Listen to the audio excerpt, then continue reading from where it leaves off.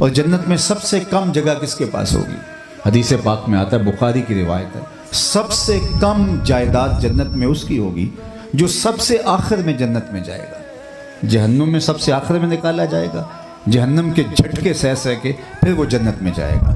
اور حدیث پاک میں آتا ہے جب جہنم سے نکالا جائے گا تو اللہ تعالیٰ اسے فرمائے گا کہ بتا تجھے کیا چاہیے، تو وہ کہے گا مالک مجھے یہ چاہیے۔ اس کی جو آرزویں ہوں گی وہ عرض کرے گا، اللہ فرمائے گا جو تو نے تمنائیں کی جا تجھے عطا کیا، اب جنت میں چلا جا۔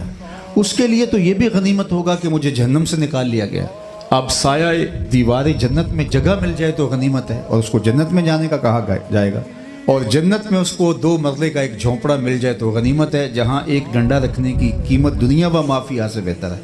تو اسے کہا جائے گا جنت میں چلا جا، اور جنت میں تیرے لیے دنیا سے 10 گنا جگہ ہے۔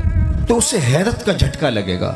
7 بر اعظموں کو 10 سے ضرب دیں، 70 بر اعظموں کے برابر اس کو جنت میں اس کے نام الاٹمنٹ ہو رہی ہوگی۔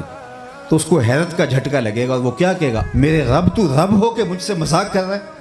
یعنی اس کو یقین نہیں آ رہا ہوگا کہ اتنی جائیداد میری جنت میں۔ حضور اتنا مسکرائے یہ بیان کرتے ہوئے کہ صحابہ نے حضور کی داڑھیں دیکھ لی، کہ اسے حیرت ہو رہی ہوگی کہ میں تو 2 انچ کے لیے دیوار رکھتے ہوئے ہمسائے کے 2 انچ دبا کے جہنم خریدی، اور میرے لیے اتنی جگہ ہے جنت میں جو سب سے آخر میں جا رہا ہے۔ تو وہ کہے گا اتسخر وانت المالک، میرے رب تو بادشاہ ہو کے مجھ سے مذاق کر رہا ہے؟ اللہ فرمائے گا یہ مذاق نہیں، یہ حقیقت ہے۔